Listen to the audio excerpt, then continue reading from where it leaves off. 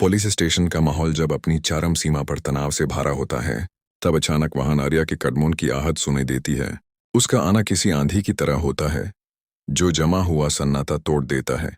आर्या के चेहरे पर चिंता साफ झलक रही होती है, लेकिन उसकी आंखों में एक अलग ही दृढ़ता होती है, जैसे वो फैसला करके आया हो कि आज सच के लिए लड़ना ही पड़ेगा। जैसे ही उसकी नजर अनु पर पड़ती है, उसका दिल एक पल के लिए रुक सा जाता है। अनु की हालत देखकर आर्या को अंदाजा हो जाता है कि वो कितने दाढ़ से गुजार रही है। अनु, जो अब तक अपने आंसुओं और डर को संभाले खड़ी होती है, आर्या को देखते ही अपना सब्र खो देती है। उसकी आंखों से आंसू बहने लगते हैं, जैसे सारी मजबूरी और तकलीफ एक ही पल में बाहर आ रही हो। आर्या धीरे धीरे उसके पास बढ़ता है। दोनों के बीच कुछ पल के लिए शब्द खत्म हो जाते हैं। पुलिस स्टेशन जैसे कठोर और बेरहम माहौल में भी उन दोनों के जज्बात एक अलग ही दुनिया रचा देते हैं।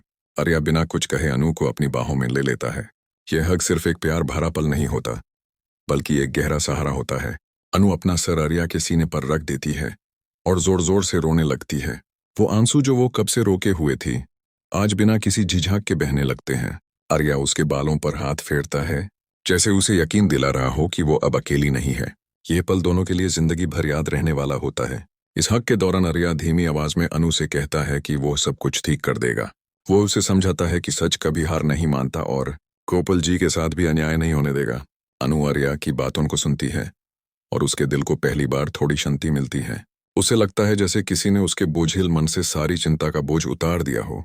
पुलिस स्टेशन के लॉग, अधिकारी और वहां मौजूद हर इंसान इस पल की गहराई को महसूस करता है। इसी बीच गोपाल जी की तबीयत और भी ज्यादा बिगड़ने लगती है।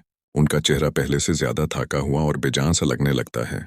अनु जब यह देखती है तो उसका दिल फिर से घबरा उठता है, लेकिन इस बार आर्या उसका हाथ मजबूती से पकड़ लेता है। वो अनु को संभालते हुए गोपाल जी के पास जाता है और पुलिस से बात करता है। आर्या की आवाज में गुस्सा भी होता है और सच्चाई का भरोसा भी। वो साफ तौर पर कहता है कि गोपाल जी बेकसूर हैं और उनके साथ जो हो रहा है वो गलत है।